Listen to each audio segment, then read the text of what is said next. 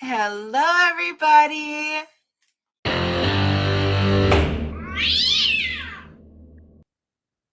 Now calling 24S00414. This is the state of Michigan versus Chase Wilson. Chase Wilson. I'm here. Okay, thank you. State your name for the record, please. Chase Anthony Wilson. Okay, thank you. So today is the date and time set for an arraignment in this matter. You were in front of me on February 14th, and I arraigned you on a bond violation then, set you for a bond violation and pretrial in front of the judge. You appeared for that. And we're set for another pretrial on April 25th. However, on March 20th, a bench warrant issued for your arrest because of a bond violation report that we received from Community Corrections.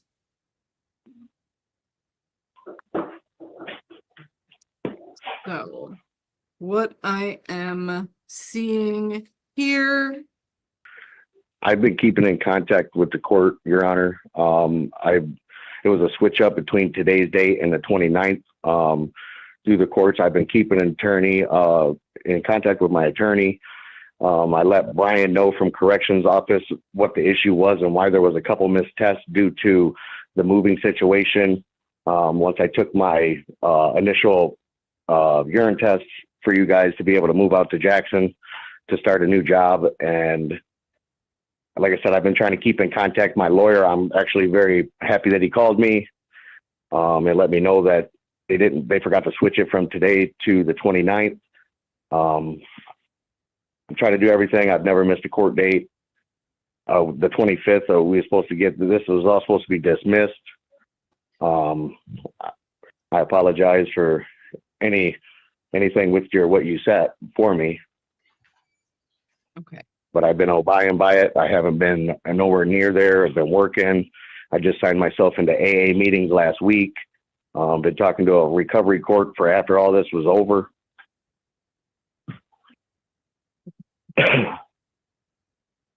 Okay, so to be clear, the bond violation report that I have is dated March 19th. Okay. Correction. I have an updated one.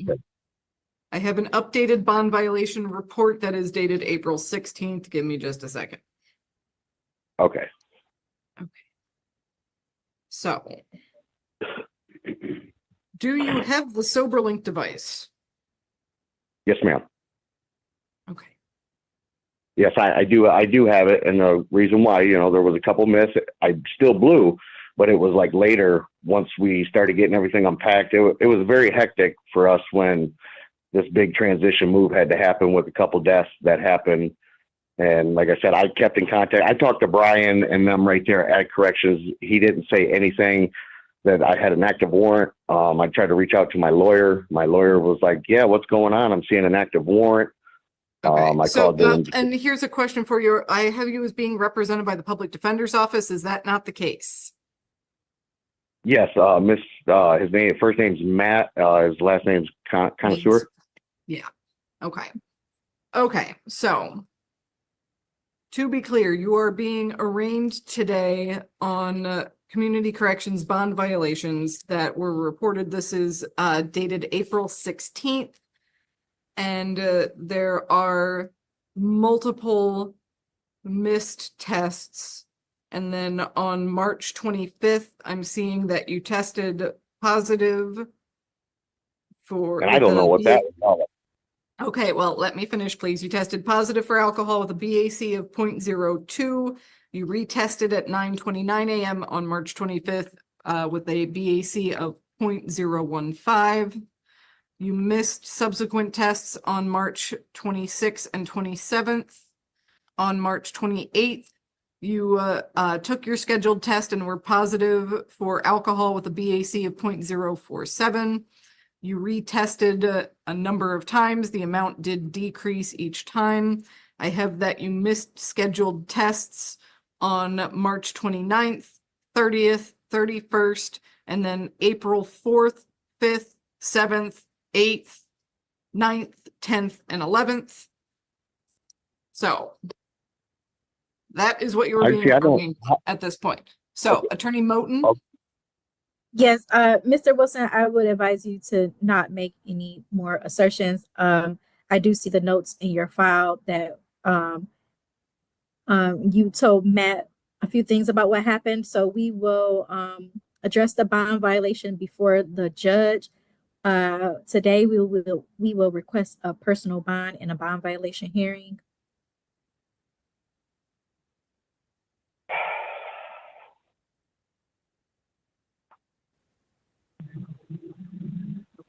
I will note as well that the court was in receipt of the request for recall of warrant, and that was denied by Judge Washington. Okay, so at this time, the court is going to set a bond violation and pretrial conference date of May 1st, 2025. That will be at 9 in the morning over Zoom before Judge Washington. Okay. And at this time, the bond and the bench warrant are being continued. Okay. And to confirm, that's a 10,000, 10% bond? Correct. Mr. Wilson, so that means you have to turn yourself in and that's your bond. I'll give you a call if you need to discuss further. Okay. So yes, again, that next court date is May 1st, and yes, you are being directed to turn yourself in prior to that next court date. Okay. Can I get a few days, be able to let my boss and stuff know? And I just got this job and stuff, and I'm all the way in Jackson, Michigan. Okay. Yes, you have until May 1st is your next court date. Okay. However, if you are driving, they can arrest you because that warrant is active. So Yes, ma'am. do you need me to call you? Yes, if you could give me a call, I would appreciate it. Okay. Okay, thank you. If you don't have any questions at this time, then you are free to sign out. All right. Thank you. You have a great day. Thank you. This is Phillips on 251444, file number 251733. Appearances for the record. Carrie Turner on behalf of Wilbur Phillips. We would waive a formal reading, enter a plea of not guilty, and refer to OAC. As to 251733, court will enter a plea of not guilty. Office of Assigned Counsel. Pre-exam is 5/6 at 10:30. Preliminary exam is 5/13 at 3 p.m. That will be in front of Judge Clark. The bond on this, and is there anything you wish to say as to bond? Your Honor, we would just note that Mr. Phillips has lived in Saginaw for the past 3 years. He is currently on SSI, so he does have limited financial means to post bond. However, we are aware that there is an allegation of a bond violation on his previous case. We would ask for a reasonable bond.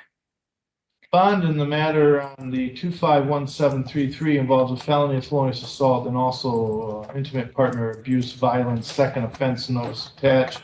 Given the nature of the court has for the safety of the victims and for the safety of the community, bond to be set at $35,000.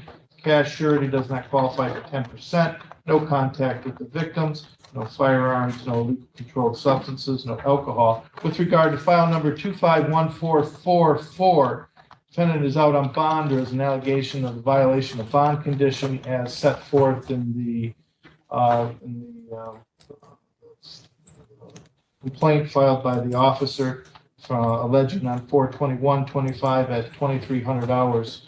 Given that there will be a hold placed, bond will be revoked. Thank you. With regard to People versus Brandon Conley on 246640.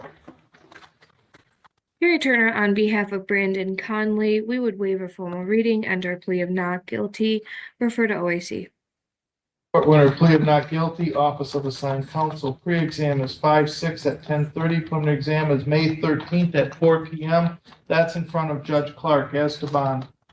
Your Honor, Mr. Conley is a lifelong resident of Saginaw County. He is employed at Allstate Insurance. He's worked there full-time for the past 3 years. He does have 2 children at the ages of 10 and 2 that he has full custody over. He does look like he has a limited criminal history. The last known conviction date was of 2008. We would ask for a reasonable bond for Mr. Conley. I'm going to take the bond under advisement. The charges and complaint involve the killing or torturing animals, the 3rd degree. I'll take it under advisement to review further. Also, may undergo a psychological evaluation. Thank you, Your Honor. In the matter of People versus Lloyd on 214485, appearances for the record. Mary Turner on behalf of Joy Lloyd. Mr. Lloyd has indicated that he did serve time for this offense, and he believed at the time that this balance was waived when he got off of probation. Mr. Lloyd, how are you going to drug test today? I can't hear you. How are you going to drug test today? Drug test. How are you going to drug test today if they drug test you? However y'all want to drug test me. I'm sorry, what was that? You asked me how do I want to drug test? Oh, how are you? What you're going to be positive for? If they drug test you today, what will you be positive for? What type of drugs you talking about? I'm not on probation, so why would I want? I ain't got no problem taking the drug test. Okay. I'm saying. I was just wondering how you're going to test. That's all. If you're going to test positive or something or not. That's all. If I test positive for something, it's gonna be marijuana and that's it. And, but I just got one question. When I went to court the last time, I gave the judge my paperwork from the hospital, and when he released me off of probation for this, if you can see, this happened back in 2023. I did the probation and everything, and the bench warrant was issued on March 19th of this year.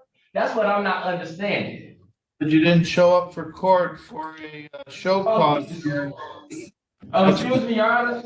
Yes, sir. I showed up to Judge Jarvis' courtroom every time I had to go to court. That's why I got it on. It's on the record, and I never received another court date. Okay. I got arrested and I was going to this court. It was on. I'll refer it over to him. Let him know you're in custody, okay? Then the bond will be there on what you have, 625. I'll let him know you're there to see what he wants to do. Some questions I better let ask. People versus Moore, 251236. Mary Turner on behalf of Christopher Moore, we would waive a formal reading, enter a plea of not guilty, refer to OAC. We do have an updated address, but I assume you would like to, for me to Chat it over to us, so the court winner, plea of not guilty, office of assigned counsel, pre-exam conference is set for May 1st at 10:30 a.m. Preliminary exam is set for May 7th at 3:30 p.m. That's in front of Judge Clark. As to bond, please. Yes, Your Honor. Mr. Moore is currently employed at Wright's Tree Service. He's worked there since June 2024. He does have 1 child and another child on the way. He was forthcoming about his past criminal history. We would ask for a reasonable bond for Mr. Moore. We set a record then for bond. Mr. Moore appears on a charge of organized retail crime, which is a felony. Maximum penalty of 5 years and/or $5,000. Review of the bond recommendation indicates an extensive criminal record with numerous retail frauds and other theft crimes. Given that,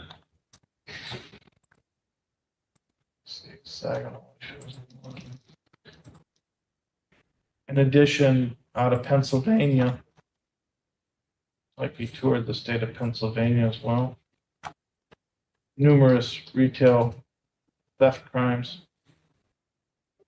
Apparently, Ohio, theft crimes. Apparently, then moving over to Indiana, theft crime. Apparently, then moving to Wisconsin, theft crime. Apparently, Maryland. Apparently, Illinois.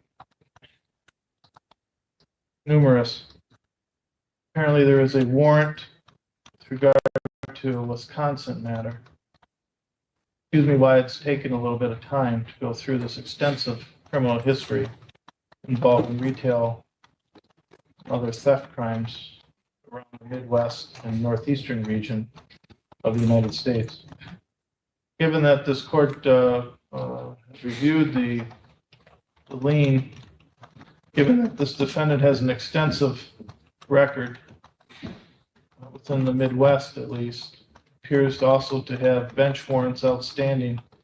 Not only is the court concerned about whether or not Mr. Moore will appear for any future court appearances, but is also concerned about whether or not the safety of the community would be ensured and the prices that consumers must pay and that retailers must endure from the actions or Mr. Moore is out without any type of supervision on bond.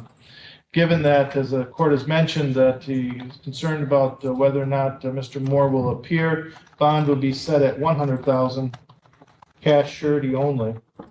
Should he make bond, GPS tracker, so that he may be monitored. Thank you.